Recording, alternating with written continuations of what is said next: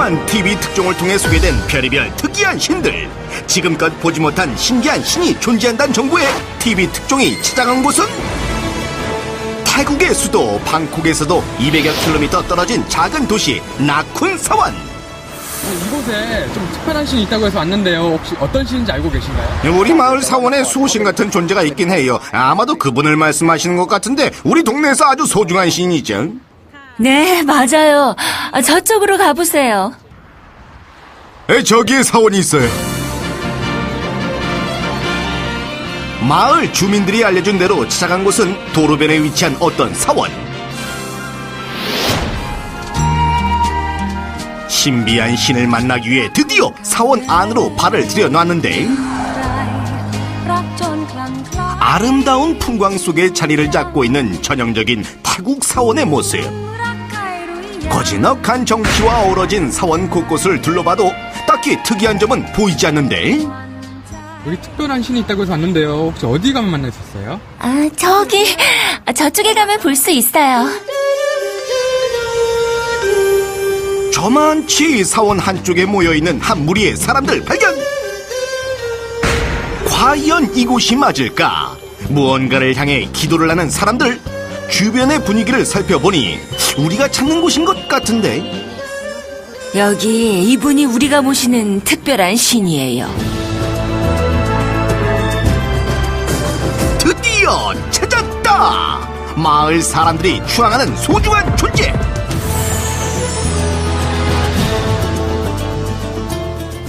신단 위에 가지런히 모셔진 하나의 사진. 그런데 사진 속 신의 모습을 보니 백발의 머리에 하얀 피부, 고운 자태 여신 아닌가?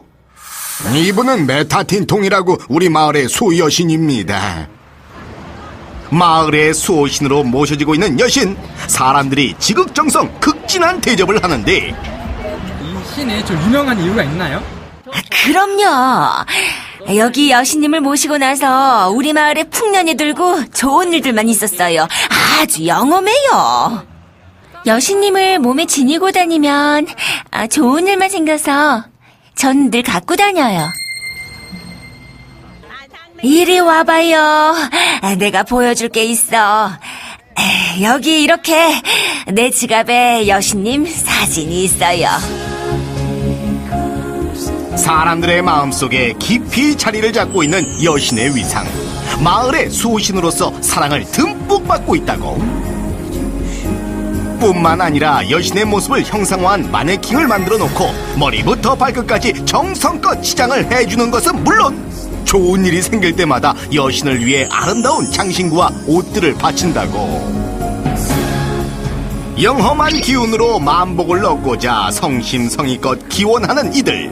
사람들의 무한 신뢰를 받고 있는 여신은 대체 어떤 존재일까? 원래 우리 사원은 부처를 모시는 사원이지만 메타틴통만은 특별하게 이곳에 모셔지고 있죠. 2009년 름펑 부부가 사원의 나무를 사진으로 찍었는데 그때 찍힌 사진이 바로 지금의 여신이 된 것입니다. 여신의 모습이 사진에 찍혔단 놀라운 이야기! 그렇다면 여신은 실제로 존재할 수 있다는 말인데 꼼꼼한 제작진 사진 들속을 보니 처음 사진을 촬영한 이의 이름과 날짜가 적혀져 있는 것을 발견할 수 있었다. 여신의 실체를 알기 위해 처음 사진을 찍은 당사자를 직접 만나보기로 한 제작진. 그러나 여신의 사진을 찍은 주인공은 다른 곳으로 이사를 가버린 상황. 하지만 수소문 끝에 힘들게 룸펑 씨와의 통화가 가능하게 되었고 결국 고맙게도 제작진을 위해 멀리서 달려와준 룸펑 씨 부부. 처음 찍으신 분이 맞으세요?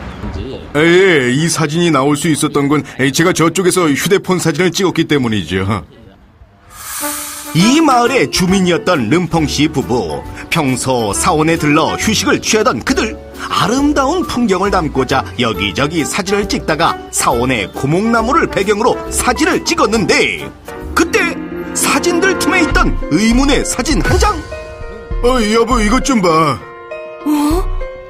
저쪽 나무 찍었는데? 놀랍게도 휴대폰 사진에 찍힌 것은 낯선 여인의 얼굴. 주변에 혹시 사람이 있었나요? 아니요. 아무도 없었어요. 제가 사진 찍을 당시에 사람은 없었어요.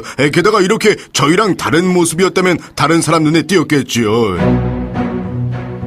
우연히 사진에 찍힌 인물이 여신이 되었다니 궁금하기만 한 여신의 정체. 혹시 사람들이 알고 있는 태국의 유명한 인물은 아닐까? 저기 여신이 닮은 사람은 없지. 여기선 본 적 없는 얼굴이야. 여신의 얼굴은 태국에서 유명한 인물도 아니고 역사적으로 비슷하게 닮은 사람도 전혀 없어요.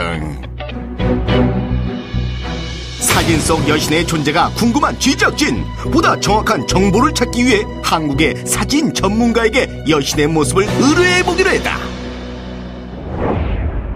네, 교수님 안녕하세요. 사진 영상학과 이인희 교수. 흐릿하고 희미하게 보이는 여신의 얼굴을 보다 또렷하고 정확하게 만들어가는 과정. 다 됐습니다. 마침내 작업이 끝나고 사진 속 여신의 확실한 모습이 드디어 공개. 그런데 어째 여신이라고 하기엔 어딘가 어색한 느낌? 코하고 눈, 그 다음에 입을 봤을 때 지금 남자의 형태.